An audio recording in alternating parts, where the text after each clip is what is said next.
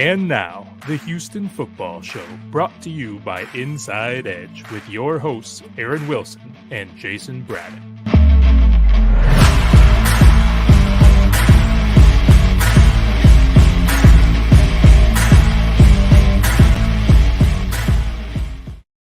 Yes, welcome in to Season 1, Episode 8 of the Houston Football Show. And we have great news.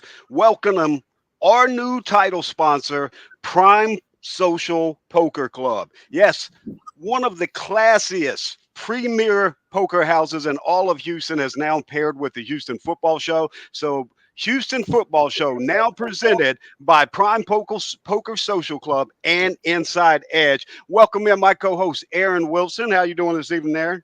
Doing great, Jason.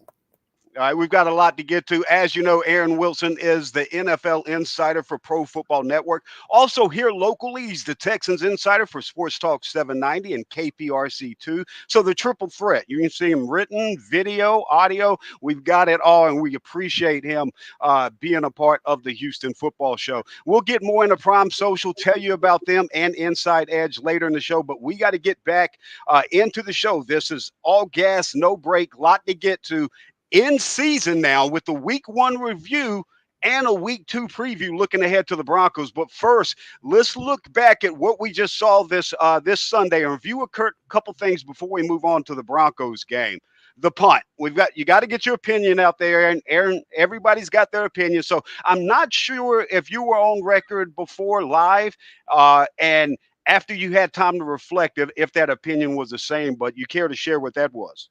Yeah, I do. And Jason, I think there's some perspective in need here. And a lot of people, it's like they forgot that they were 4-13 last season, or that they were supposed to lose this game when Rodrigo Blankenship, who got fired today by the Indianapolis Colts, he lines up for a 42-yard gimme field goal, and he shanks it wide right. Right then, you're playing with the house's money, in essence, to not lose the game, because that was the ball game right there. And yeah, absolutely. I love your take on it. And let me piggyback that a little bit, and I'll let you finish up on it. I agreed with it then. I agreed with it after. They were gifted. Like Aaron said, you miss a 42-yard field goal. Game should be over. You're given second life. Why give them another opportunity to leave there with a win and feel great about it themselves in their division rival? I understand the old adage, you play to win the game, but that's just a static, saying. You have to take variables into account. And I thought Lovey showed great maturity and that vet present as a coach with the decision to punt there. The Texans, live in that moment, the Texans were only successful on 18% of their offensive plays in the fourth quarter. And so carrying that over into overtime. And then there on defense, they gave the Colts offense successful offensive plays 68% of the time. Everything said punt. Thought it was a great decision. Anything else on that, Aaron? Well, yeah, a little bit. The bigger decision was the 3rd and 1, and they get stuffed. And I do take issue with that being the play that they called. And I just don't feel like that's the best play right there, or the best personnel they can have. I think Dameon Pierce should have been in for the 3rd and 1. If you're going to try to run the ball with your best pure running back, your youngest, strongest running back. Do that, or throw the football. And I think you can always generally find a yard. You can complete that pass and keep the chains moving. So there was some other options there. And I felt like Pep Hamilton, who had called a great game, that wasn't a great moment. And they said they'll fix that, and we'll get to more about Dameon Pierce and their plans to try to increase his workload. And they were disappointed in not getting him more playing time in the first game. But when you think about what they did, that was the precursor to the decision. But to me, the die was cast. You get stuffed. It's 4th and 3. You're going backwards. Your defense is tired because you played them for too many snaps, because Matt Ryan and Jonathan Taylor are just wearing them out. It was time to punt. I don't have a problem with it. And statistically, in terms of the standings, he's absolutely 100% correct. And, I respect everyone's opinion. I just don't agree with it. And I thought that he didn't need to be under the kind of heat he was under in that press conference. And he stood his ground, Lovie Smith, on Monday. He was sort of taken aback, you could tell, by And it was interesting. There was some people there you hardly ever see, and it was as if this was this big controversial thing. And I didn't see it that way at all. But everybody can have a different perspective. And then today, to talk to a couple of the players, Justin Britt, Jalen Petrie, didn't see hardly anybody except for the usual beat people that are there every day, like myself, like you, like some others. But I just thought it was very interesting. The heat that it was, I mean, they were coming from Lovey, and I was like, why? Especially for a team that the same people said was the worst team in the NFL. And half of those guys, they stopped coming last year. They weren't there. I was at every practice, every game, not to pat myself on the back, but I'm just saying, right, through thick and thin. And he's trying to do something. They're trying to build something. They're not there yet. They know that. They will tell you that very honestly. So a tie against a team that was supposed to kick your butt is not that bad an outcome. And this isn't a loser mentality or you always play to win. Sometimes you just aren't going to win. But a tie in the regular season, in the first game of the year, this is not that bad an outcome.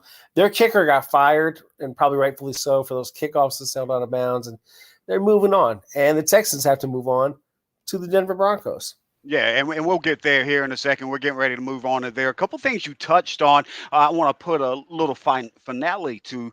And first off, going back to that 3rd and 1, the precursor, what you said, I'm going to say the precursor to the precursor was the 2nd and 1. Well, Davis Mills wasn't the same quarterback. And we'll put that in perspective as we go a little bit long here on the broadcast tonight. But he wasn't the same quarterback after the blindside fumble there that kind of caught him by surprise. And Laramie Tunsil, to his credit, did point it out before. And they really didn't want to get into specifics on whose fault the miscommunication was. And I understand that. Not that big of a deal, especially week 1 with preseason being played the way it is. But that 2nd and 1, Mills had Nico, should have hit him, pitch and catch play there, 1st down, field goal range. You're moving on. We're not talking about anything else past that. But because that didn't happen, the 3rd and 1 you're talking about, yeah, you're absolutely right. That should be Dameon Pierce. Dameon Pierce is getting you 1 yard. The guy's always falling forward, creative, quick cuts, north-south. Outside of that, though, it was unexcusable. It doesn't matter if Dameon Pierce was in the backfield or not. Justin Britt whiffs on the block there and gets Rex Burkhead blown up in the backfield. And that kind of takes me into the next point. Rex Burkhead, Dameon Pierce, you tweeted out the snap counts after the game. Burkhead, 30 snaps to Dameon Pierce's 20. 30 more snaps really blew my mind when you taken aback by this. I mean, especially, let's put some perspective on it. The undrafted free agent fullback who was a pass rusher, DN, undersized linebacker in college, almost played more snaps than RB1 and Dameon Pierce, the 4th round pick. And then, adding a little bit more to it, Rex Burkhead was the 4th most targeted running back in the NFL in week 1. I don't understand how he gets that workload, how Pierce doesn't get more in the snap count. But were you as surprised? Yeah, I was surprised, but what it revealed is how they feel about Dameon Pierce in the terms of the pass protection and pass catching and other aspects of the game when you're playing without the football.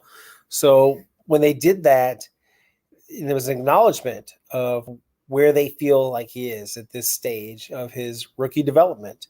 And they said they're going to change that. They're going to, make some differences going forward. But Jayson, it was their job of the preseason for him and for them to get him ready to that point where, but obviously, the coaching staff, they have to have the confidence, and they do have it in Rex. Rex never makes a mistake. Rex has been playing this game a long time, very fundamentally sound, very intelligent, very smart, hardworking football player. I don't want to denigrate Rex at all. Rex is commendable, but there's talent and then there's experience. And so they've got to get the experience for the talent. And at some point, you just have to let him play and make some mistakes. You can't be afraid to play him. And they've got to get him on the field more because he can play. And I talked to Dameon afterward, and he said, in talking to his running backs coach, Danny Barrett, he thought he was one cut away. He thought he was close on some things. He thought that he could have made some more things happen. The stats don't really reflect. I know a lot of people are like, wow, you all hyped him up in the preseason. No, what he did was real. It's just the regular season is different, and we couldn't know for sure until now. But I still think he's all that he showed in the preseason. Absolutely. But he has to have the opportunities. And you mentioned Justin Britt. Yeah, Justin Britt said today he wasn't real proud of the game tape, and he chalked up some of it to he didn't play any preseason games. Maybe he needed to. But, I didn't think he looked very good, and he's got to play better. I think he will play better as long as his knee cooperates. That's the thing I was worried about with him is his health. But not a great game by Justin to start the season, and really not a great game for the offensive line overall. The miscommunications, and some of it's not just miscommunication. I mean, there was some plays that you could chalk it up to with the EJ Speed blitz. But what about Kwity Paye? They just didn't block that man. They got to do a better job. 2-sack game for Kwity Paye. One coming real late, 3rd and 22, late in the game there. 3-man blitz on that one, not blitz, 3-man rush on that one. No sense for that one to get home. All right, but Aaron said it. Let's move on to Denver. The pass is the pass. We're only going to focus that first couple minutes of the show to it. Now we're on to Denver, as Lovey, I think, said this week, if I'm not mistaken. First off, before we get into the matchup here, Aaron, the Broncos lost. Russ's return to Seattle spoiled by Geno Smith. Seahawks, to me, won this game. This is interesting. Won this game with a parallel production model as the Texans did with the tie in week 1. And what I mean by that, 2 touchdowns to backup tight ends there for the Texans and Seattle, with one wide receiver getting the bulk of the production, whether it's Brandon Cooks or DK Metcalf for Seattle, from a quarterback who most people didn't think much about, and a defense that bend but didn't break, getting key red zone stops. Is that the formula for the Texans to follow again, what they did in week 1 and what Seattle did against Denver in week 1? Right. Sometimes a game can be a blueprint and sometimes it's not. When you look at Denver, they had 12 penalties, so they really hurt themselves. They didn't have a touchdown 4 times in the red zone. They lost 2 fumbles after they snapped the ball at the 1-yard line. So in the second half, 3 times they're inside the 10-yard line, come away with just 3 points. Very sloppy execution. That's on Nathaniel Hackett, the coach, and on the players. And then the poor decision with Brandon McManus to have him kick such a long field goal. Obviously, he has already admitted today that was a poor decision, so he's had a mea culpa with that. And I think, Jason, when you look at what you can do against them, you have to make sure that if they get these red zone opportunities, that you shut them down. You can't let them get to the red zone. But for the Texans, I think it's a challenging matchup in many ways. They don't have a dominant running back like Jonathan Taylor, but they've got big wide receivers. They've got a quarterback that can make some things happen. That's not easy to pressure, but it's a challenging matchup. It's a much different style quarterback. Matt Ryan, traditional pocket guy. Russell Wilson, dual threat. So you prepare for that. And then they've got some defensive players like Bradley Chubb that are difficult to block. And so, you have a challenging secondary. It's not easy to get open against. You have some good players. So it is not easy to compete with the Broncos. But the Seahawks, who many around the NFL have told me they thought they were tanking, they beat them with Geno Smith. So why couldn't the Texans win with Davis Mills? Let's get into that. Yeah, 100%. I want to ask you about that because you touched on Russ a little bit. And I'm curious because I've always liked Russ, but I'm curious about this Russ, and I'll get into that Denver Russ. And will Houston see a motivated Russell Wilson, Aaron? You're pissed off, lost, going back to Seattle. Now you come back to home. You hear all the critics. Nathaniel Hackett got everybody down. Now they got a point to prove here in their home opener. Or are we going to see Russell Wilson, this new puffy, mace, shiny suit man phase? That was made fun of, actually. I'm reading an article in the Washington Post by Jerry Brewer. Really? And this was his lead. In a shiny mint suit and black bow tie, Russell Wilson was overdressed for this awkward affair. It looked like he was going to a gala with his sparkling shirt studs and patent leather shoes instead of a contentious homecoming. If he was expecting a celebration, he ended Monday night with a more subdued state of mind. Well, written by Jerry Brewer, Washington Post columnist. When you think about, the outfit, I'm sure it was important to him and he wanted to kind of, be spiffy for his trip home, but a lot of players dress up. That said, in his performance, it was underwhelming, but it wasn't like he just was terrible. It just wasn't great. and it's his first game, first regular So season who are game. you buying? Who will the Texans see? What's your prediction? I think he's going to cook a little bit. I think it's going to be Okay, good, Russ. I'm with you. Yeah, at home, I think that he'll be determined and they'll adapt, they'll adjust, and he'll find a way. I don't know if All they'll right, win the game. I haven't decided yet who's going to win, but in my opinion, they're going to get all he has, and he's going to come back. I'm gonna give my prediction. I've got my prediction. I'll give it in the second half of the show. We only got Aaron for a little bit longer, first half of the show tonight. Before we get into the next segment with Aaron, which I like to call Aaron Predicts for week 2, let's hear from one of our title sponsors, Inside Edge, real quick. For our listeners looking for an extra edge, we are excited to share a tool with you that our team uses here at the Houston Football Show. My Inside Edge is a destination for sports bettors and daily fantasy players where they can access for free matchup-specific insights and projections to help make informed bets and build winning fantasy lineups. The insights are endless. You'll have access to game matchup notes, player props, leaderboards, player ratings, and much more. The real goldmine, though, is Inside Edge's 5-star picks. During the 2021 NFL season, their 5-star picks were wildly successful. They were 34-14 against the spread, a 70.8% success rate. Access to the 5-star picks is only $20 per pick, or get the deal of a lifetime, every 5-star pick for the entire year for just $149. What's more, our listeners can save 10% off this access by using code Houston. That's code Houston at Inside Edge. All right, he sounds sexy, but now back to the show. Aaron predicts for week 2. Aaron, I'm going to just run through a couple guys here, a couple different players, Texans, Broncos, heading into this week 2 game.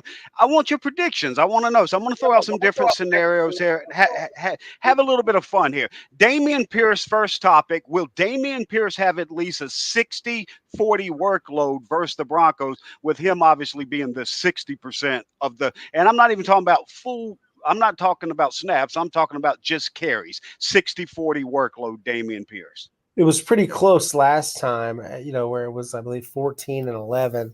I think it'll be closer to 50-50. And, okay, since they've stated how they want to do it, basically that they want to up his carries, maybe instead of 11, maybe he's closer to 15. Maybe he's getting that much work. Especially I like that 15 number. I think that's a sweet spot. I like where maybe he's 15 for instead of 45. Maybe he's like 15 for 60. That'd be a pretty good day. A touchdown would be even better. Right, 100%. All right, moving on. Another rookie, Kenyon Green. Kenyon Green outsnapped Justin McCray. Even though he missed most of the preseason, we know about the concussion, missing time, conditioning you talked about. Outsnapped McCray 38-32 week 1. Does Kenyon Green get the start week 2? They just came out with the depth chart, and obviously they're probably not going to tip their hand, but it is unchanged. Justin McCray. You buying or selling? I buy that he's still the starter. Really? I'm selling. Okay, we'll see. I'll know more during the week, or maybe they'll announce it. But right now, McCray's still the starter. We're on Tuesday. We're early in the week. True. But I don't think that Kenyon did quite enough, and I suspect there's a mistake, whether it's Laramie or him, on that sack, and he may have had something to do with it. But we'll chalk it up, rookie, first game, and, you move on. But to me, Kenyon, while he's shown talent, the conditioning things we were talking about last week, that hasn't changed in 1 week. It's still there. It's something it may take more and more football and more months before that's a lot different. All right, reel me back in. We'll see. You're reeling me back in. I'm pushing for it. I'm gonna go out on a limb. I'm gonna say Kenyon Green gets to start week 2 here. But everything you said is probably more logical. Makes a lot of sense. Let's move on. Davis Mills, year 2. We know how dynamic he's been at home in his young career. Not so much on the road, Aaron. Will he be plus or minus on his touchdowns to interception ratio, or is it a push like the whole team did week 1? Oh, I think he'll be plus. Very careful with the football. I don't think he's all of a sudden going to turn into an interception machine. I think that he will be on the plus side. Oh, wow. Even against that Denver defense, and we'll get a little bit more into that defense. You mentioned Bradley Chubb earlier. We want to talk about that Patrick Surtain coverage and who he might match up here in a little bit later on. Aaron predicts for week 2. But let's go on to the new guy, wide receiver position. Didn't get to see him week 1, obviously trying to catch up on the playbook late to town here. Tyler Johnson, will he be active? And for bonus points, Aaron, if so, will Dorsett, Conley, or both be inactive?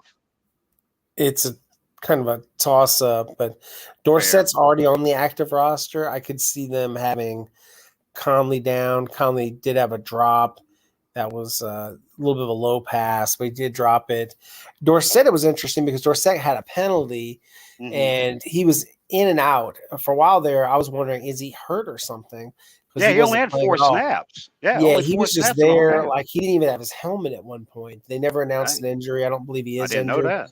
Yeah, he was just sitting there on the bench by himself. So, yeah, I was wondering, I never really got to the bottom of what went on with him, but very minor roles. The thing is that Tyler does not play any special teams, apparently. Right. So that might keep him on the bench again. Oh, and wow. We'll see if he's going to be active. But, you know, there's some other guys that were down that I think they'd like to have up, including linebackers like Garrett Wallow. So, you know, we're going to see Rasheem Green needs to be up. How are they going to handle all of that? And it'll be interesting. And, you know, they brought back for the practice squad, Royce Freeman, and then they signed a corner, Bo Pete Keys. So we'll see. I tend to think there are people in front of him still. But, yeah, I could see, you know, him being a healthy scratch again. He just got here. There's a lot to learn. All right. Well, that's a little surprising to me. I thought Tyler could be active, but everything you said makes a lot of sense. That wide receiver position does need a little bit of a boost.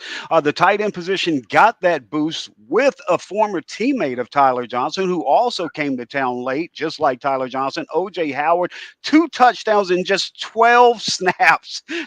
Let me repeat, 2 touchdowns in 12 snaps. Every 6 snap as a Texans, O.J. Howard catches a touchdown. That's all he does is catch touchdown. Will he find the end zone for the second straight week, or is this just more flukish, kind of like what we saw with Will Disley sneaking through there on the backside and kind of forgetting about him? They didn't contest anything with him. He just ran against a rookie safety. Nick Cross just ran up the field, and no one accounted for him. I do think that playing against Justin Simmons, it could be different. One of the best. Fair enough. So, yeah, it may be a real slow game for all of the tight ends against the Denver Broncos. All right, let's move on to the wide receiver position, but a wide receiver not named Brandon Cooks. Will there be a wide receiver not named Brandon Cooks seeing more than 3 targets this week? And obviously the reason I asked, last week, Brandon Cooks, 12 targets, Rex Burkhead, 8. No other player on the Texans with more than 3 targets. And if there is one this week, Aaron, is it Nico, or are you taking the field? Any of the other wide receivers? Nico Collins. Yeah, I would. If someone's going to have a workload, it's going to be him. Do you think they get that, or is Mills going to stay locked in on that one on Cooks? I think it could happen. I think that he's very comfortable throwing to Cooks. I think especially in a game like this where there's some, I would say, increased danger of interceptions, he'll probably tilt it to Cooks a lot. And I know this, they're going to try to run. They're definitely going to, I think, have an uptick on carries. That 100% would expect that. Yeah, 100. I think in some ways you have to play small ball a little bit. I think that they've got to – the chance to win this game, they've got to play very close to perfect.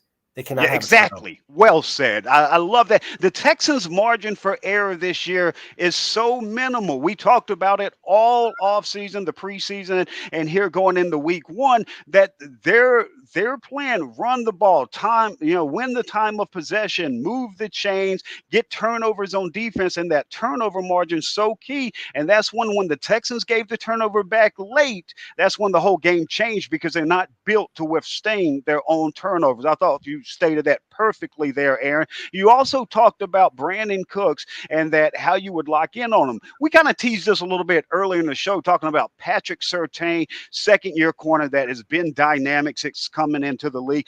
Big guy, got a little physical with DK Metcalf, not afraid to mix it up.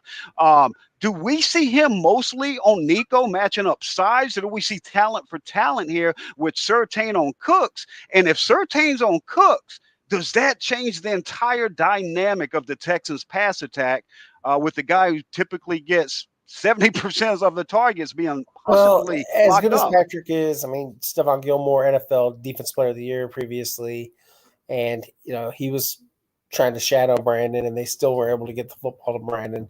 So I don't know if it dramatically changes it. All right, well said there. JGJH talking about Jerry Hughes and Jonathan Kennard, combined sack total week 2. Will it be over under week 1's total of 2 by Jerry Hughes? Great question. I think that Jerry at least gets 1 more sack. I don't know about 2, but if he had 2 a game, then he'd set the record. But right, I can see him getting another one. He's really, really looking good. He's in good shape. Absolutely, he takes great care of himself. He's commendable. First Texan to record their first interception. I mean, to record your first interception as a Texan. Corner Steven Nelson, we saw with some lockdown coverage last week. Stingley had his moments in his first game. Who's more likely to get their first interception this week against Russell Wilson? I would think Steve Nelson has a better chance of getting that pick. And he was tight in the pocket. He was laying all the way out. That was such a great free agent and value signing after the first wave of free agents for Nick Caserio. It'll cost more to keep him, I can tell you that. There you go. Bradley Chubb. All right, last one before we let Aaron get out of here. Last one of Aaron predicts for week 2. You mentioned Bradley Chubb earlier. He had 2 weeks. He had 2 sacks in week 1 against the Seahawks. Now he was going against 2 rookie tackles that did play well. I will note that. But now he gets TNT, Tunsil and Titus. Can minimizing Bradley Chubb really elevate Davis Mills in this passing attack? They've got to figure out a way to get him blocked. But, they've played pass rushers. It's not like this is Myles Garrett, but he's very good. And they're going to have to key on him and think of a way, whether it's chip blocking or other things, to try to contain him. But they've, when you think about how good he is, it's going to be a difficult blocking assignment for this offensive line, whose pride is stinging a little bit. They are one of the reasons that the Texans didn't win the first game. So, it's on them to play better. Aaron, as always, thank you for your time. We're going to let you run. Know you got a lot going on. Tryout Tuesdays in NFL, visits, always breaking news. Aaron Wilson, NFL insider for Pro Football Network, locally Texans insider for KPRC2, Sports Talk 790, and obviously my well-appreciated and well-informed co-host, Aaron Wilson, here on the Houston Football Show. Anything else from you, Aaron, before we let you go? Well, yeah, Jason, when I think about where this team is right now, they're in a transitional mode. I think they've got a chance to do something here, but these are the kind of games where, maybe if the Broncos don't have their act together, maybe there's a chance to steal a win. I wouldn't count the Texans out. I think that they have some opportunity to be in this game. They're going to be competitive in a lot of games. Their talent is definitely improved, and a lot of the things we thought about them in the preseason are bearing out. If they get a running game to go with some of the other good things that are happening on the defense, I could see this becoming a better team quickly. Well said. Perfectly well said. The domino effect there of getting that running game going. Thank you for your time, Aaron. We'll see you tomorrow. All right. Thanks, Jason. Great stuff. Absolutely. All right, before we get back into the second half of the show, got a lot in store for you in the second half. Flaws, week 2 that we need to see improvement on. Understanding Davis Mills in the proper context and the true identity. I'll explain that a little bit. Also, I'll give you some assessments on the offense and the defense from the Texans in week 1. But before we get into that, we did have some breaking news for us personally here on the Houston Football Show at the beginning. I want to tell you about that now.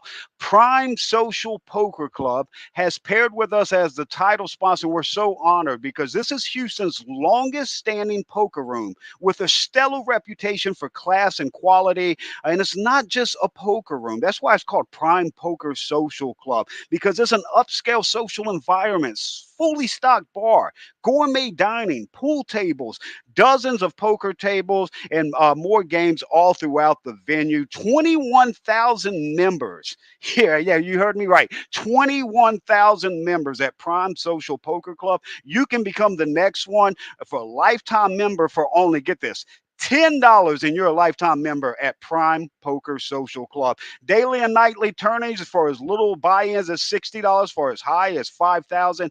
Guaranteed prize money as large as $2 million. Open daily, 10 a.m. to close, and close means whenever you leave. If you don't leave, they don't either. Free play from 10 a.m. to 1 p.m. daily. Happy hour, 4 to 9 p.m. daily. And get this, all of you out there that says, man, I need to get back out there. I'm a grinder. I can really play. I want to play with the best of the best. Well, you're going to get your chance to prove it coming up. H-Town Poker Open at Prime Social Poker Club. 4 events over 8 days, September 18th through September 25th. $250,000 in guaranteed prize money. Our title sponsor, Prime Social Poker Club. All right, let's get back into a second half of the show. I want to talk about some of the flaws for week 2 here with the Texans. Aaron touched on this a little bit there in the first half of the show, and I want to go a little bit more into specifics of it. It's that interior offensive line pass protection. Yeah, Kenyon Green came in and he had a bad rep earlier, dropped his early in the game, where he dropped his head on the second level, whiffed on a guy, had a domino effect with Titus Mans kind of cutting off his path, leading to a block. And that's how these things, especially with offensive line, for your initial block, your combo blocks, your second level throughout, even your wide receivers on the outside, there has to be a continuity and a chemistry to it. And so Kenyon responded well from that, especially in the running game, played well the rest of the game. Pass protection still has, to improve, obviously. But I think the guy has the talent, the strength, and the mindset to get there. I do believe, as I mentioned earlier, I think Kenyon Green will get the start this week. He outsnapped McCray despite all the missed time, everything 38 to 32 offensive snaps. He's better than McCray in the running game. And even though he has to improve in the pass game, he's better than McCray in the pass game. The problem is, though, is that aspect of being better than your starter in the pass game and your first round pick still struggling in pass protection, because your free agent signing, AJ Cann, great in the running game, great addition to the running game, struggles in pass protection. Your center, Justin Britt, and his knees, let's just say that, struggles in the passing game. So you have your entire interior. You've got these bookend tackles that TNT, Tunsil and Titus, they're just so dynamic. One in Laramie Tunsil is one of the most flawless, just like what Arian Foster was at running back, being effortless, fluid, like running water. That's what Laramie Tunsil looks playing left tackle with his kick and his technique. And that dates back all the way to Ole Miss days when he's shutting down Myles Garrett at A&M. I mean, just looking effortless. Titus, let's call it sweet and sassy. Because Titus got the big smile, the perfect teeth, great personality, but he's nasty. Don't let the smooth taste fool you, as they say. Titus will bury someone every single game. And when he lines up against Randy Gregory's skinny frame and Randy tries to get wiry, I expect them to literally put him 6 feet deep. I mean, that's how violent Titus plays, and he looks to bury you at the end of it. Glad to see him back out there at right tackle where he belongs. But my question is, how do you fix this pass protection in season? I don't know if they have those guys on roster. You've got Justin McCray that rep left guard, right guard, center, all 3 interior positions in the preseason. You also got Scott Quesenberry they brought in that just backup center, but he also is rep left guard and right guard as well. Is it to the point where they need to make a change and see if you get more from Quesenberry, or if McCray can give you more at center? Because we're week 1 and we're talking about concerns on vets. Well, if we're week 1 and we're talking about Kenyon Green's concerns or Davis Mills after his 12th NFL start, that's one thing. The upside's still pointing up. There's still development to grow. If we're talking about vets, And, you probably get tired of hearing me saying it for so many years, but we don't get healthier as we get older. Or there's no limitless pill that he's going to get. And I mean, there's just it's not going to get better. That's what I'm saying. I mean, he's a vet playing the center position, and you watch him trying to get on those reach, those stretch blocks. So he's got to get out and run, and he's continuously short. He can't get there out there on that block. He's killing. Killing runs. He's basically the Jenga block of the offense that putting him out there brings down the entire tower. I guess the opposite of a Jenga block there. A little sloppy on the analogy, but I'm going to go with it. I don't know how they fix that in season. It'll be fun to watch, though, and we'll see. Even guys on the practice squad, they're not upside guys that are going to come in. I think you give you improvement at the position. So that entire interior is going to be extremely important to watch week to week in the 2022 season. 3-and-outs. Aaron touched on this earlier. In Denver, Houston has to fix the 3-and-outs. Again, there's a whole domino effect to this with the 3-and-outs. Brandon Cooks catches that first third down of the game. They move the chains. The defense is not back out on the field. Chris Conley, yes, everyone, oh, it was a bad pass, it's a low pass. Yes, it was down at his knees. Chris Conley is an NFL wide receiver that gets paid millions of dollars to catch a football. If you put it at his knees, he needs to catch said football. It's as simple as that. I'm moving on. I'm not even debating it with you. Denver has to fix the 3-and-outs. And those were 2 3-and-outs at the beginning of the game that laid the foundation for the Texans defense to play 92 plays, including 2 rookies in Petrie and Stingley in their first game that got 92 plays in. Now, glass half full, that entire defense, Owens, Steven Nelson, Stingley, Petrie, all playing 90-plus plays together. Glass half full, that's some pretty good on-the-job training to build some chemistry, learn how you play off each other, and to be able to pull out a tie against a team you are 8.5-point underdogs to at home. I think you take that glass half full at this point. But again, that domino effect of 3-and-outs is going to be key. You can't do that. You can't let the defense get worn down to the point where they're playing 90-plus plays. And in the fourth quarter, again, they were only successful stopping 32% of the plays. 68% of the plays in the fourth quarter, the Colts offense was successful. It's insane. It's insane. And that just goes to play into the domino effect of the 3-and-outs. I can't tell you how big of a key that is going into week 2 against Russell Wilson, who will make you pay. Lastly, on these flaws and what they have to fix, they have to play a clean game. We touched on this, so I won't, go over it too much again, but we touched on a little bit with Aaron that their margin of error is so thin.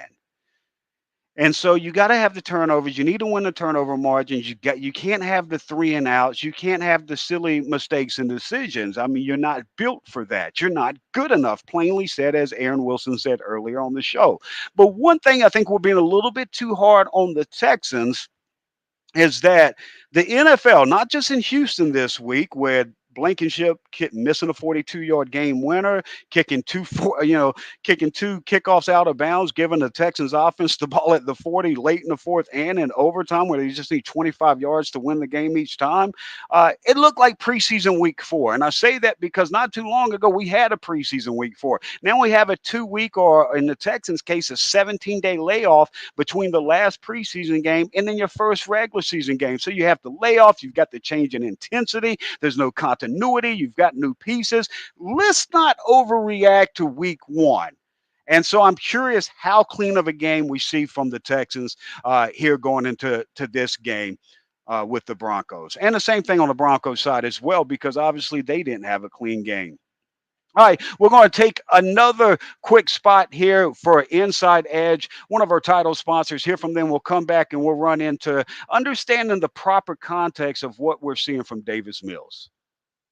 For our listeners looking for an extra edge, we are excited to share a tool with you that our team uses here at the Houston Football Show. My Inside Edge is a destination for sports bettors and daily fantasy players where they can access for free matchup specific insights and projections to help make informed bets and build winning fantasy lineups. The insights are endless. You'll have access to game matchup notes, player props, leaderboards, player ratings, and much more.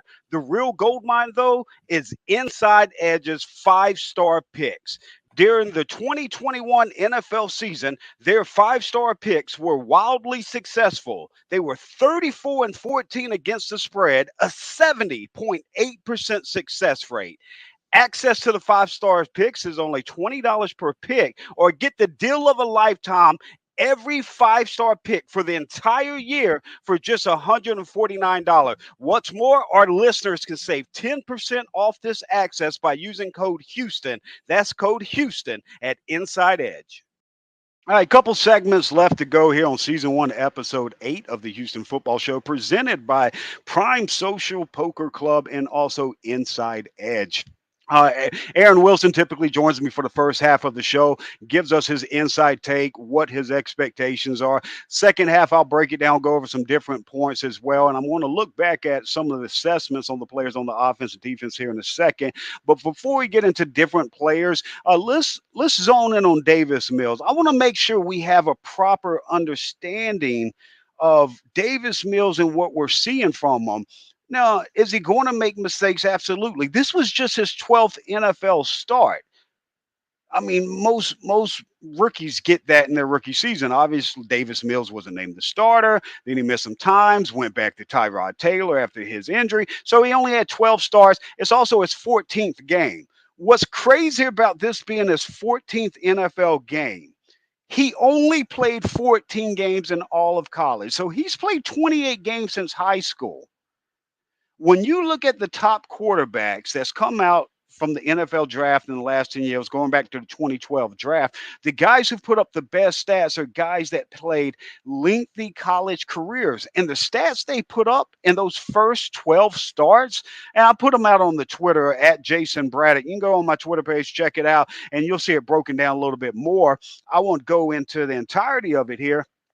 But you can clearly see, and to peel back a little bit of a scouting curtain here, I think it was Bill Parcells who used to always tell his guys as far as scouting, they wanted quarterbacks that played 3 years in college, yada, yada, yada. Main thing I want to focus on is the 3 years, the experience, and how important that is at that quarterback position and seeing improvement year over year. Davis Mills slid to the 3rd round. This isn't the number 1 pick in the draft, but if you look at the top picks in the last 10 years, going back to the 2012 draft, the quarterbacks that came out and produced at a high level, slightly ahead of Davis Mills, on par of Davis Mills, or slightly below him, they all have twice the starts that Davis Mills had in college and the NFL almost.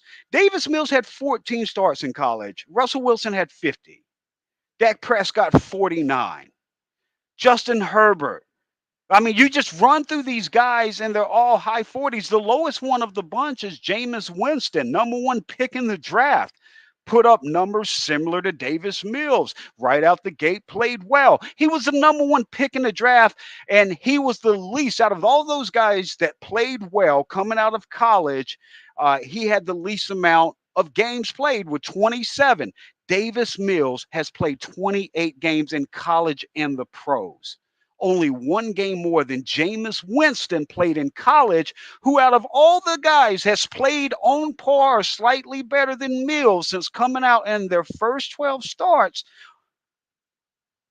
I mean, it's insane to me. So again, I just want to make sure we got the proper context. If I haven't hammered in now, I don't think I will hammer it in. And we're all criticizing him, but I think we got to give him some credit as well. I'm talking about how inexperienced it is, how the arrow's pointing up, and how he's producing with the best quarterback draft prospects of the last 10 years, despite the lack of experience. So he's getting college experience. And what I mean by that, college rep experience, reps he would have had in college and would have learned on the fly in his sophomore year, in his junior year. If he would have came back for a senior year and played, he's getting those reps. But basically, he got a freshman year of production, and his sophomore was being a starter in the NFL. What did he do with that at home?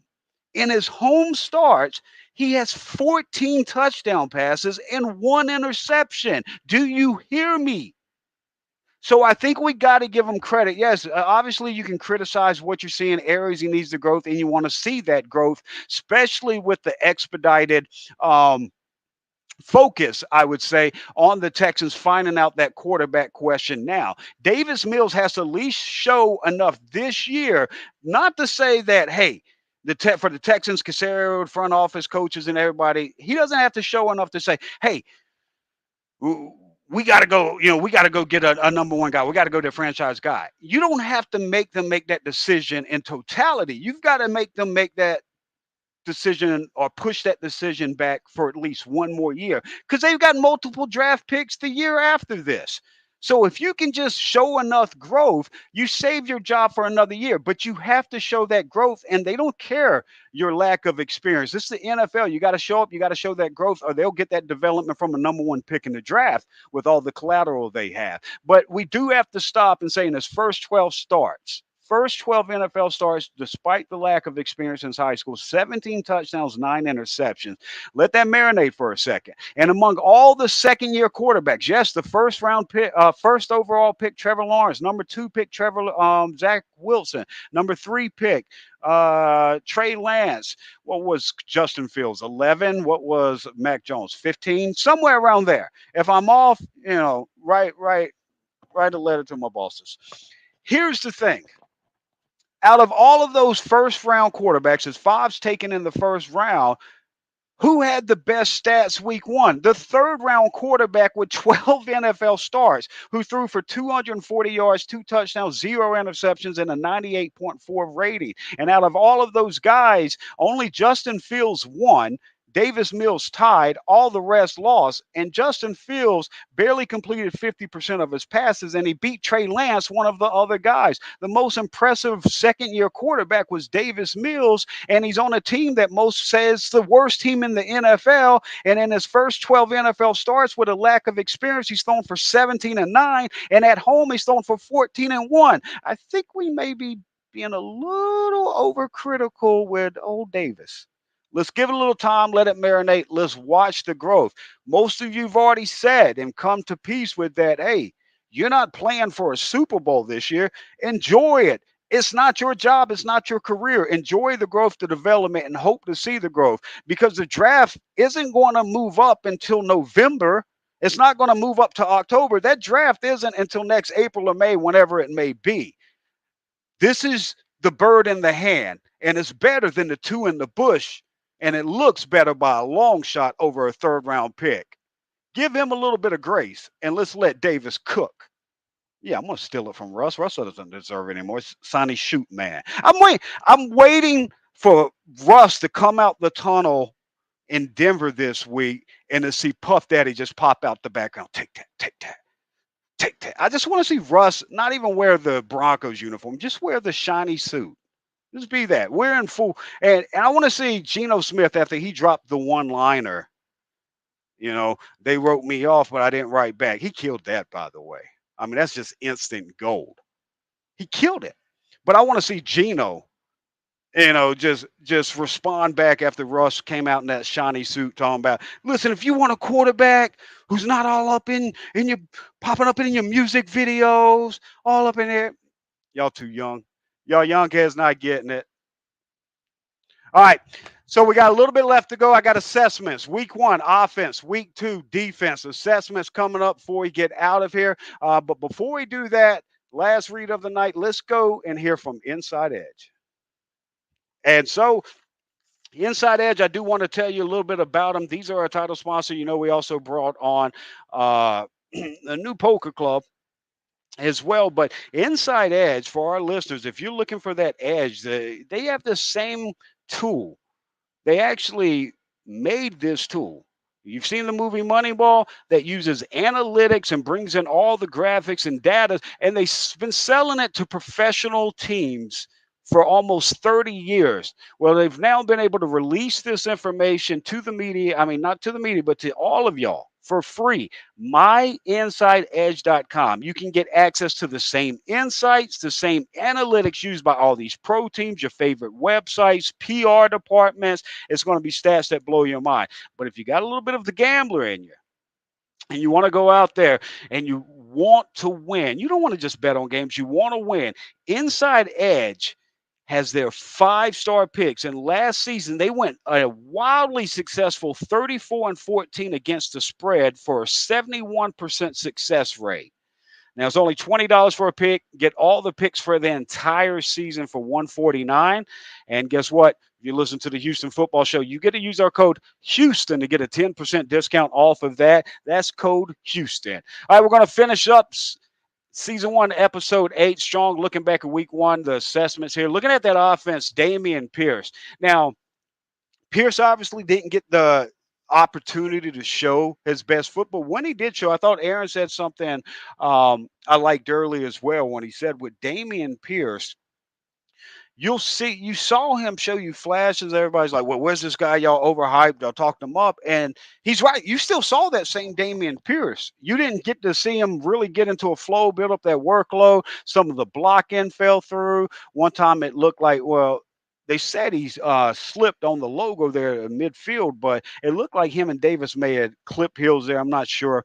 I need to go back and check that out again. But um, I would say Dameon Pierce at this point is TBD. He's to be determined. And it's funny, I got in my notes for the show, I expect Dameon Pierce to have 15 plus carries this week. And if Rex got 8 targets, week 1, 4th most among all running backs, Rex Burkhead with 8 targets. Dameon Pierce would at least get 4 targets. There's no way you're telling me Rex Burkhead deserves 8 targets and your 4th round rookie that has some ability to him quite a bit, doesn't deserve at least 4 targets in the passing game, needs 15 plus carries. Aaron earlier was trying to get out of him if he felt Pierce might get 60% of that running, those carries workload. He also settled around that 15 plus number as well. So I think we're kind of seeing eye to eye on what Pierce's usage might be this week. Troy Hairston, former DN, undersized turned undrafted free agent fullback that made the Texans roster out of camp as a rookie. Now he played.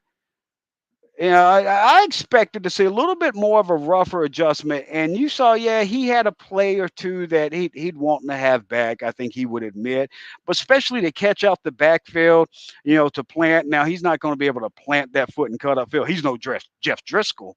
Don't go crazy, but I just thought it was impressive for a guy who's just been doing this for a short time, a former DN, undersized DN, pass rusher, NFL game, undrafted rookie, comes out the backfield, makes that cut, makes the catch. I was impressed by it. It's a small moment, but I was impressed by it. Nico, we talked about Nico's Collins a little bit early in the show. Mills has to get more receivers involved. Nico at this point is to be determined. His blocking looked great in the game, and that's going to be pivotal as this offensive line's chemistry really starts gelling on running. Kenyon Green becomes that solid left tackle, and that running game, these guys can really get on the blocks, open those lanes.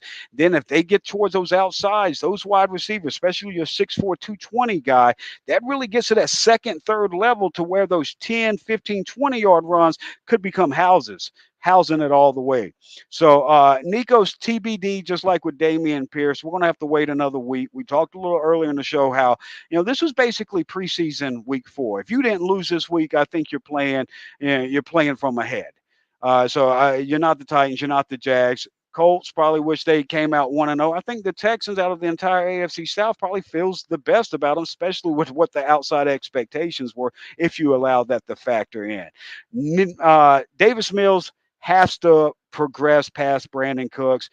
Aaron said it earlier. Nico should be the focus. I would expect him to be the focus, especially if Patrick Surtain is going to be on Brandon Cooks and shadowing him and following him throughout the game, playing physical with him. Somebody has to step up at that wide receiver position. Also, we talked on about Justin Britt, that 3rd and 1, a running play earlier in the game on Damian Pierce, not playing to the whistle. I liked how he came out as a vet, owned up, saying that he didn't put his best film out there. So I'm not going to beat him over the head with it. You move forward to it, but you need to see him make those plays this week. Can he make those stretch? At this point, I'm saying no. Go show it to me. You've accepted the blame on the mistakes there in the first game. Good. We'll move on. We're on to week 2 here. Make those blocks this week. And I think being that center and pass pro, he has to be that staple. He has to make sure everybody's on the same page. Can't be any miscommunications. You'll keep hearing us say this all year long. You have such a small margin for error. If you want to play and you want to be in games and you want to win games, you can't have that small of a margin of error, and you can't have false starts as the center. All right, let's get on to the defense, and we're going to let you go here on a Tuesday, go through the rest of the week. NFL kicking off on a Thursday night with a great football game, and then you've got the Texans. 0-1 against the 0-1 Russell Wilson-led Denver Broncos. We'll see. Aaron hinted that he wasn't sure which way he was going on this. Feels like he might pull out a surprise later in the week. I'll give you my prediction end of the show here coming up in a second, who I think would win and by how much. But I'm intrigued to hear where Aaron lands at the end of the week because, yeah, I think if you asked most people a week plus ago, Texans, Broncos, they're going to say Russell Wilson and the Broncos by 20. And right now, even though the odds still seem to basically point and show that way, I think a lot of people's perception has changed both on the Texans and the Broncos more towards a medium perspective to where I don't think this is a double digit game. I'll give you a prediction here in a second, but first, looking at the defense assessments, week 1, couple guys I want a bullet point here. Jerry Hughes. Dude was insanely good. 2 sacks, forced fumbled, interception, PD. He played like he was 25. And for a guy that's less than a decade younger than me, really made me start doing crunches. I'm lying. Got another sweet tea, sat on the couch, didn't feel the least bit bad of myself, slept like a champ. Jerry Hughes, though's been better than advertised. Thought he would have been a little bit long in the tooth, lost a step, show you flashes. He played like a beast week 1. If Jonathan Grenard comes out week 2, the way that we know he can play and what he showed week 3 through week 8. So week 2's right about the time he hit that sweet spot last year and really started taking off. Gives you a week earlier against Russell Wilson. There with the Broncos, and if Jerry Hughes comes back with that same energy, those two bookends there on the defense, with Malik Collins flying off the ball and the rotation of D tackles there as well, it could be intriguing. The Texans could push for that. Kamu Grugier-Hill leads the NFL in tackles with Jonathan Owens second. Kamu had 18 tackles, Jonathan Owens 15. Now, I don't want to poo-poo it. You know, they're both number 1 and number 2 in the NFL. You're leaving the stat, but when you play 90 plus plays as a defense, the opportunity is a lot more than most people's opportunity. But I mean, kudos to them. And I think the biggest takeaway from that is that they're legit. Kamu was making plays, man. I mean, he's coming up, he's attacking. Yes, a couple got away from him, but man, Kamu looked good in there. But the guy I want to talk about of the two is the guy second in the NFL in tackles with 15. Him and his safety partner, the rookie Jalen Petrie. This Texans secondary is number 1 in the NFL in tackles after week 1. Obviously, into something you don't want to brag about typically, because if they're getting to the 3rd level of your defense, then your front 7 is really getting their teeth kicked in. And that did hold true at some points, mainly in the 4th quarter and later in the game. But for the most part, Owens and Petrie aren't playing like center field safeties here. These guys are flying down when they realize this, when they recognize, they play instinctual, they see it, they recognize, they fly down. And Petrie, there's a difference to them. Both of them have double-digit tackles, both played well, but there was a difference to them that made it uniquely fun to watch each one of them. First, you got Petrie, who's electrifying, flies around, and all he needs to do, and he kind of touched on this today, are a couple different things. He's got to harness all that energy and that explosiveness and put it on the right path, meaning the proper angle and the right GPS type angle where you're not giving up another inch on it. And then when you get there, he throws that shoulder too much. Y'all remember DJ Swearinger, and one of the things that would drive you crazy about DJ Swearinger, he would come down in that box, try to lay a hit and throw himself with his shoulder to try to get the block out hit because he cared more about the big impact than the tackle. Well, NFL defenses care about the tackle. If you got the highlight, you got the highlight. That's great. The fans go ooh and ah. You get excitement. People slap you on the butt on the sideline. That's great. Down in, down out, make the damn tackle. And Jonathan Owens, oh man, this isn't Mr. Simone Biles anymore. She's Miss Owens at this point with the way Jonathan Owens tackles. Jonathan Taylor, big back, top back in the league, coming up there. Petrie, Owens, neither one scared. But the thing about Owens, textbook. If I'm teaching my son to play safety or teaching him how to tackle, I'm saying go put on the Houston Texans and watch that kid Owens, Mr. Owens, if you're nasty, because he's flying down in there, he's hitting you, he's wrapping up, and you're not getting out of that 90% of the time. Textbook form, excited to see this duo of Owens and Petrie develop and grow. Young guys, ton of talent, complement each other in different ways. And if Petrie can harness it, which we all think he can, and he gets that GPS type location on his angles, that dude's a weekly highlight opening every highlight show around the country. That safety package is nothing to sleep on. And after you lose Justin, third round pick, you had Justin Reed. Dude's up there kicking extra point in Kansas City.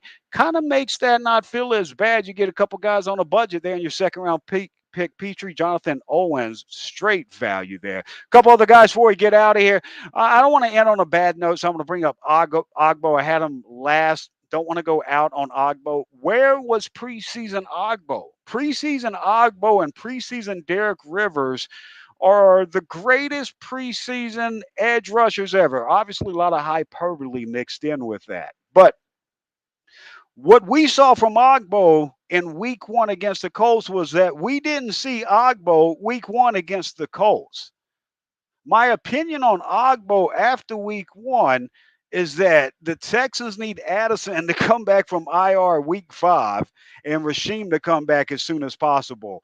And if Ogbo's got his feelings hurt on that, I don't put the film out. I just tell you what the film says. This is your film. Go change it. And he's got a couple more weeks before Addison comes back. He needs to change that, or he's just going to be a no-rep guy buried on the depth chart, because that won't do it. Playing wild, getting out of your lane, playing hero ball, and not making any impact is a way to find yourself off a roster. Ogbo is probably the biggest arrow down from the preseason to week one. Let's end on a high note. The D tackles, let's talk about those guys. Kurt Hinish, all you guys love him, just moves bodies, always in the way. But I want to talk about a guy that doesn't get as much love, a little less heralded, Michael Drumford. Drumford destroyed Quentin Nelson, and that is not hype. Go back and watch it. Quentin Nelson got destroyed by Michael Drumford, and if Matt Ryan doesn't move off the point, he has him a sack. I believe it was a 3rd and 2, and Ryan steps up to avoid it and slings the ball for the first down, if I'm not mistaken on that. And then it was either the next play or 2 plays later, Quentin Nelson it's got Michael Drumford so much in his head that he false starts. But because Quentin Nelson's Quentin Nelson, you get the little status call there. Like, no, there's no way Quentin Nelson flinched on that. Let's call it on this guy, Michael Drumford. What was it? It's easier to call Michael Drumford for getting into the neutral zone or whatever the call was. I forget what it was at that point. But it was a false start on Quentin Nelson. 2 positive plays from Michael Drumford that just came from one dominant play. And it's sad to see him not get rewarded there in the moment. But man, the D tackle and the rotation, if they're not having to rotate 90 plays, I mean, the whole point of the depth in the front 7 is for the rotation to play minimal reps and be as healthy as possible. If you're playing 90-plus defensive plays, it defeats the purpose, and you're playing regular season full snaps, basically. For half a game, 46 snaps. It's a regular defensive game. So you've got all your guys in a rotation prepared for that, building up for that, and then all of a sudden it's like, all right, we only need you to play half these reps. Go give me 46. Wait. What's going on here? All right, guys, we're going to move on. Broncos, Texans, Houston's first road game. Davis Mills has been stellar at home. He's struggled on the road. Yes, he's only played 12 starts in the NFL, still developed, still getting better. Not seeing the growth with the receivers off of Brandon Cooks at this point. I know Russell Wilson struggled, but Russell Wilson's a Super Bowl winning quarterback, MVP type dude. And I'm mocking playing with his personality and his suit a little bit here, but dude is a talented quarterback here. And he's pissed off going back to Denver. The people in Denver, he can't go in 0-2. I've got the Broncos winning this game. I don't think it's a double-digit win. I don't even think it's a 7-point win. I've got the Broncos winning this game by 6 points. If you tell me the Texans pull it out, I'm not shocked. But I feel closer to the Broncos, around a touchdown, a little bit less than that. So, yeah, I'm going to go Broncos by 6 here. But it'll be interesting to see, because if week 1 showed us anything, we know nothing. All right, guys, that's another week for the Houston Football Show. For Aaron Wilson, I'm Jason Braddock, and for Mark Larson and Johnny Danger Cole from iLogic Media, that's another episode of the Houston Football Show presented presented by Inside Edge and Prime Social Club.